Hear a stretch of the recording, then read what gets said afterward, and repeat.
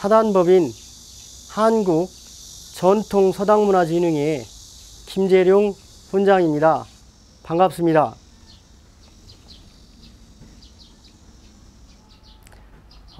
오늘은 인성교육 세 번째 시간으로 시작하겠습니다. 써이오드의 따뜻할 온나 써이 밥식 배부를 포나 이의 오나 하시고 이식 보아하시다. 옷으로서 나를 따뜻하게 해주시고 밥으로서 나를 배부르게 해주셨도다. 내가 태어난 이후로 옷을 입혀주셨으므로 따뜻하게 해주셨다는 말씀이고, 나에게 음식, 즉 밥을 먹여주셨으므로 배부르게 해주셨다는 말씀입니다. 내가 태어나서부터는 정말로 어머님께서는 가장 편한 자리를 나를 이어주시고, 가장 불편한 자리를 어머님 당신이 누우셨습니다. 옛 해심곡 가사에는 처진 자리는 어머님이 누우시고 마른 자리는 나를 뉘어주셨다는 그런 가사가 있습니다. 자식을 낳은 부모님께서는 그 어느 부모님도 자식을 굶기는 일은 없을 겁니다. 내가 굶주리고 춥게 떨지언정 자식은 따뜻한 옷으로, 매 계절에 맞는 옷으로 입혀주신 것이 부모님의 마음입니다. 그리고 당신들은 굶어도 절대로 자식을 굶기는 그런 부모님은 아직도 이 세상에는 거의 없을 겁니다. 이렇듯이 부모님은 오직 자식을 위해서 존재하고 계신 것을 우리 태어난 자식들은 알아야 되는데, 그것을 절실하게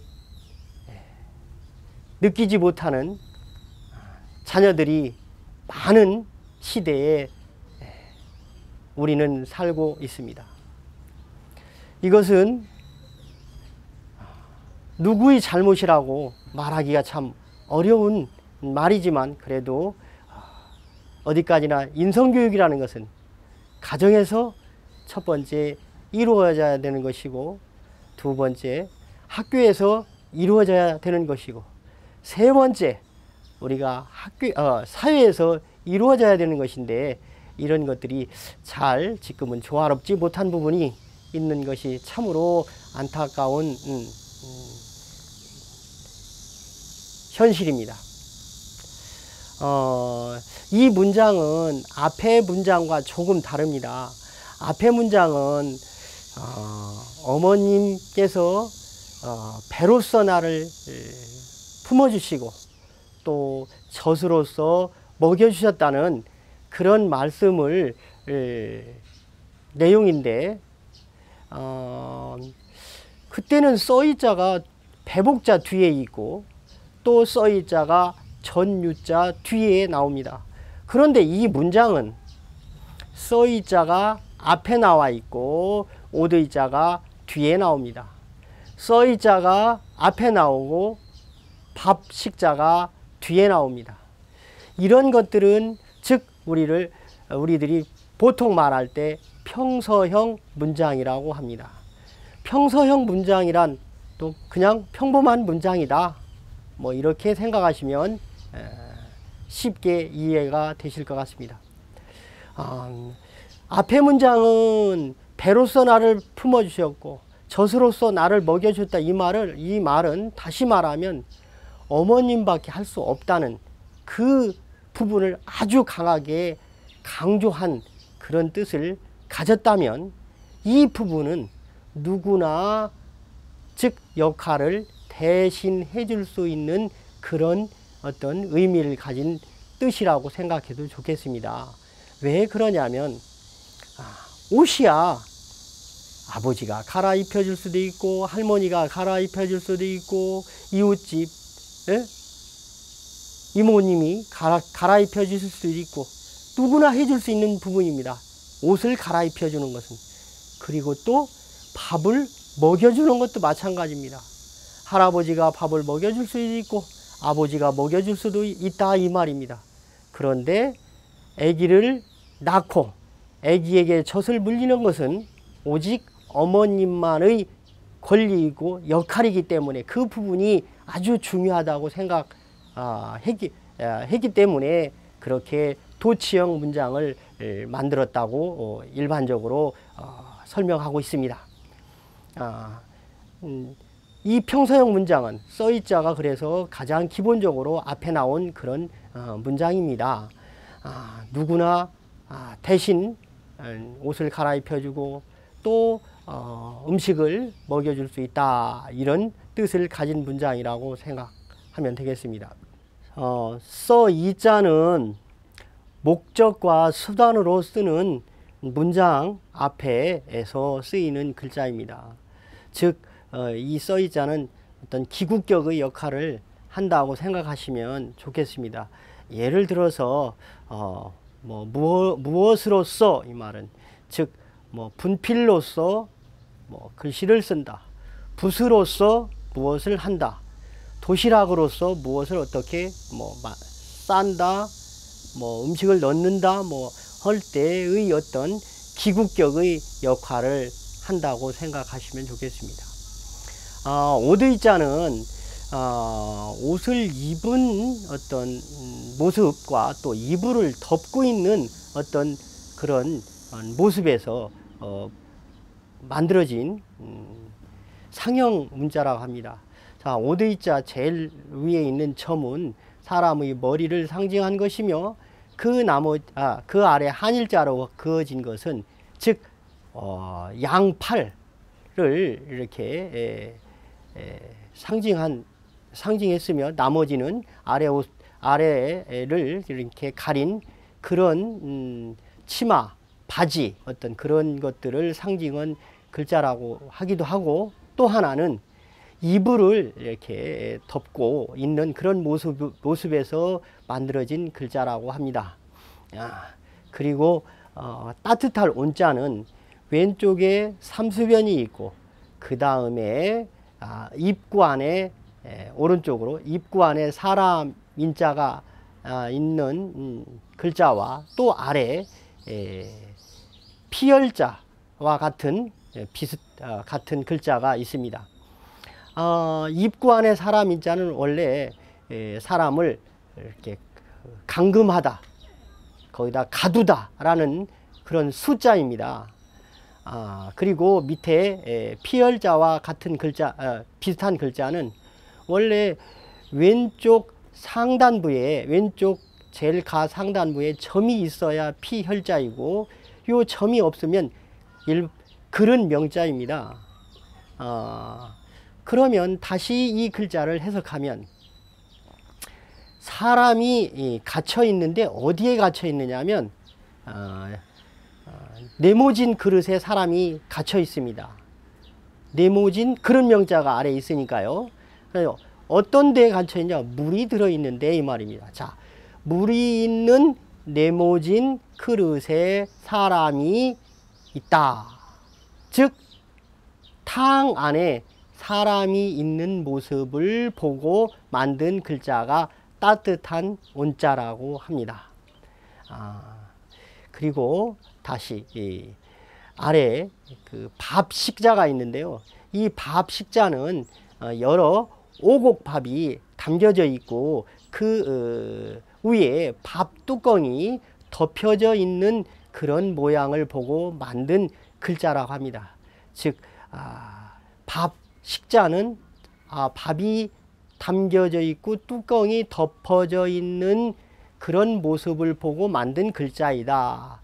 이렇게 생각하시면 쉽게 이해를 하실 겁니다. 세 번째 글자는 배부를 포자입니다. 배부를 포자는 밥, 식자 옆에 포장한다, 그리고 싼다 라고 하는 뜻을 가진 포자입니다.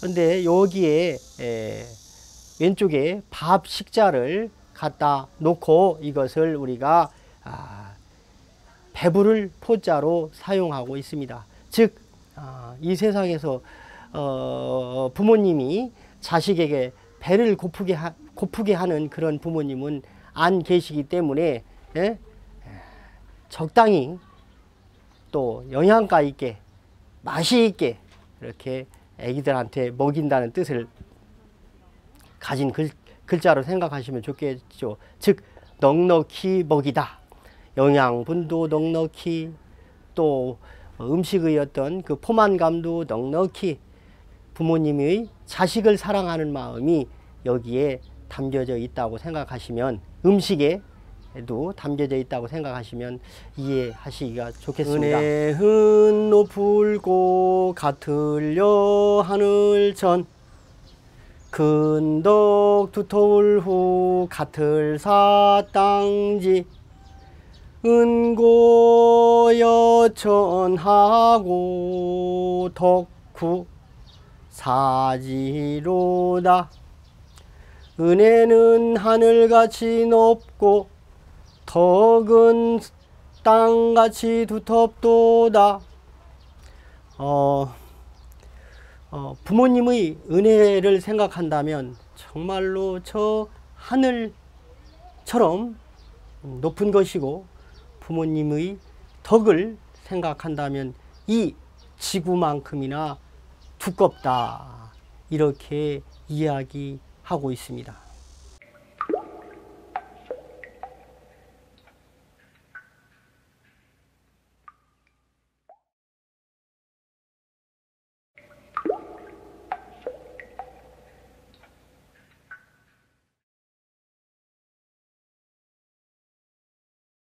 정말 우리 이 자녀들이 이 세상에서 태어나는 순간 가장 먼저 받는 사랑이 부모님의 조건 없는 무조건적인 사랑일 것입니다.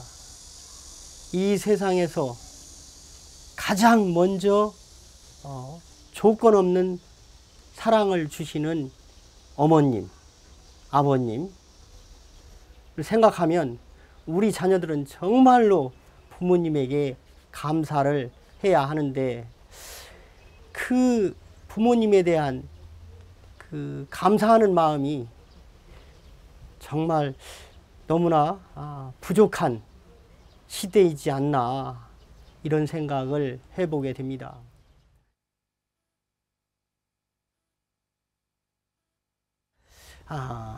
은혜 은자는 그 원인이라는 이날 인자 아래에 마음 심자가 있는 글자입니다.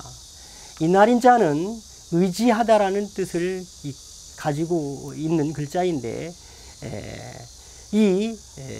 이날 인자 아래에 마음 심자를 붙여서 은혜 은자로 사용하는데, 이것은 바로 양쪽에서, 즉 상호간에, 서로간에 자비스러운 마음을 주고 받는 과정을 은이라고 표현하고 있습니다.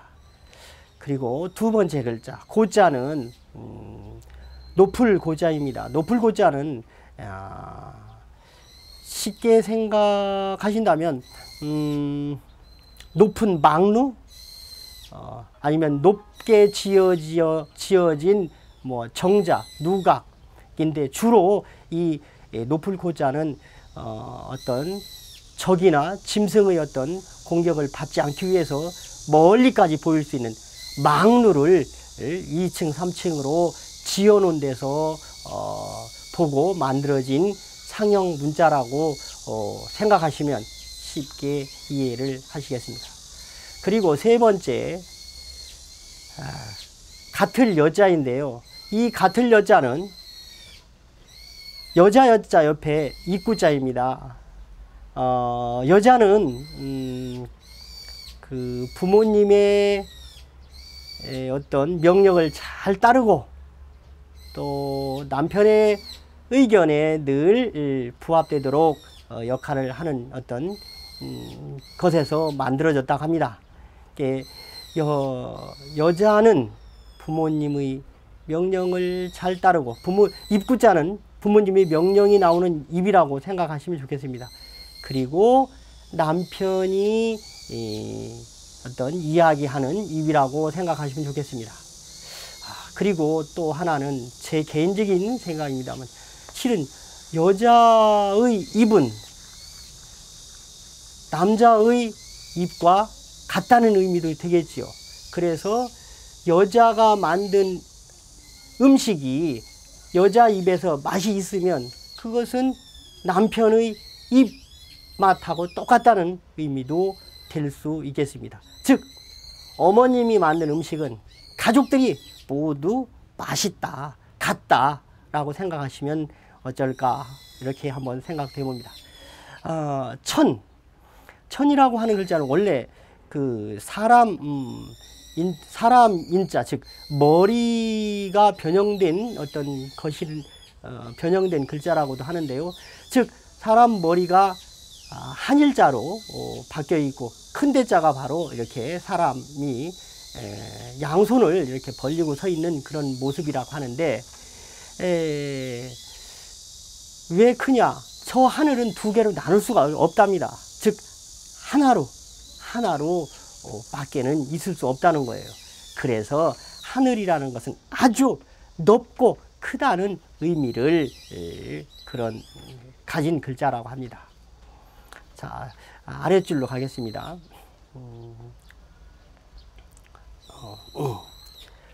덕후 사지로다.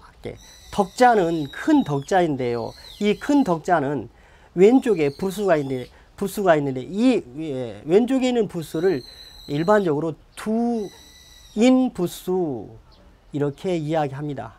근데 이 두인 부수는 옥변 부수의 어떤 옥편에서 따라서 뜻을 본다면 천천히 가다, 천천히 걸을 척, 또 천천히 나아갈 척, 그리고 오른쪽에 있는 글자는 도덕, 덕 그렇게 이야기하고 있습니다. 그래서 큰 덕 그러면 이 큰 덕이라는 글자는 수행의 의미를 가지고 있는 글자입니다. 어떻게? 조금씩 인격 수행으로 닦여져 나가는 단계로 생각하시면 좋겠습니다. 덕을 함양시켜서 나의 인성을, 즉 완성된 성품이 완전한 사람으로 나아가는 어떤 그런 의미로 부여한다면, 즉 수행의 뜻이 들어있는 글자가 큰 덕자이다. 도덕을 수행해 나아가는 의미이다. 이렇게 생각하시면 좋겠습니다. 두 번째 글자, 두터울 후자입니다. 두터울 후자는 겉 산깃을 엄자에 두터울 후자를 갖다 써서 만든 글자입니다. 이 겉에 획수인 산 깃을 엄자는 즉 산 언덕이라고 생각하시면 좋겠습니다. 그리고 안에 있는 나릴 밑에 아들 자자, 자식 자자, 나릴 밑에 자식 자자만 해도 그렇게 해도 두터울 후자입니다. 그런데 여기에 산 깃을, 즉 언덕 엄자를 갖다 붙여서 두터울 후자를 만든 것은 언덕이 더 두텁다는 그런 뜻을 나타내기 위해서 사용한 글자입니다. 보통 후덕한 인심, 또 후한 사람, 후인 뭐 이런 때 이 후자를 사용하고 있는 글자입니다. 세 번째 글자는 같을 사자입니다. 이 같을 사자는 모양이 비슷하다는 어떤 뜻을 가진 글자입니다. 뭐 비몽사몽, 또 사이비라고 쓰는 단어에 씁니다. 비몽사몽 그러면 사몽, 즉 꿈이 아닌 것 같기도 하고 꿈인 것 같기도 하고, 또 사이비 그러면 즉 비슷한 것 같으면서도 아니다라는 뜻으로 사이비라는 단어를 쓰지요. 같을 사자, 그리고 지자는 흑토 옆에 이끼 야자를 이렇게 보태서 만든 글자입니다. 이끼라고 하는 말은 가장 우리 원초적인 식물이라고 생각하시면 좋겠습니다. 보통 우리 이끼류 그러잖아요. 오래된 물에 파랗게 생겨나는 어떤 식물의 처음 단계, 이끼류 뭐 이럴 때 쓰는데, 어쨌거나 이 이끼 야자는 땅에서, 물에서 가장 먼저 생겨나는 어떤 광합성을 하는 식물 종류의 하나라고 생각하시면 좋겠습니다. 그 이끼 야자에 왼쪽에 흑토를 붙여서 이걸 땅지자라고 하는데, 이끼 야자는 원래 여자의 자궁을 상징한 글자에서 출발합니다. 실은 여자의 자궁 그러면 우리 인류를 이어나갈, 인간 세계를 계속 영위해 나갈 제2세를 만드는 어떤 태생시키는 그런 중요한 역할을 하는 것이기 때문에 이렇게 여자의 어떤 자궁을 상징했다 하고요. 이 땅 지자 역시 이 지구의 연속 선상에서 보면 계속해서 어떤 생산해 내는 봄, 여름, 가을, 겨울을 통틀어서 계속 생산해 내는 과정 속에 땅의 역할이 있지 않나. 그리고 이 땅의 역할은 어떤 독이 들어있는 풀이든 독이 들어있는 뱀이든 그 누구도 차별하지 아니하고 다 품어주면서 함께 삶을 영위해 가도록 하는, 그야말로 차별 없는 포용성을 가진 것이 바로 이 지구입니다. 여자의 자궁 역시 마찬가지 아닙니까? 아기가 태어나면 큰아들, 작은아들 차별 없이 사랑해주는 어머니의 어떤 그런 모정을 상징한 것이라고 생각한다면, 땅지자를 가진 어떤 그런 뜻은 무궁무진하게 우리가 유추해서 생각해 볼 수 있지 않나, 이런 생각이 됩니다. 이번 시간은 부모님의 은혜가 파란 하늘처럼 높고 또 높다는 것을 이야기했으며, 또 부모님의 은혜가 이 지구처럼 정말로 두텁다라는 것을 강조한 시간입니다. 정말로 우리 어린이들이 부모님의 조건 없는 사랑, 조건 없는 은덕이 그것이 자양분이 되어서, 즉 성인이 되어서 사회인으로서의 역할을 할 때 정말 우리 사회는 밝아지고 맑아지고 배려심이 넘치는 그런 사회가 되지 않을까 생각하면서 이번 시간을 마무리하겠습니다. 감사합니다.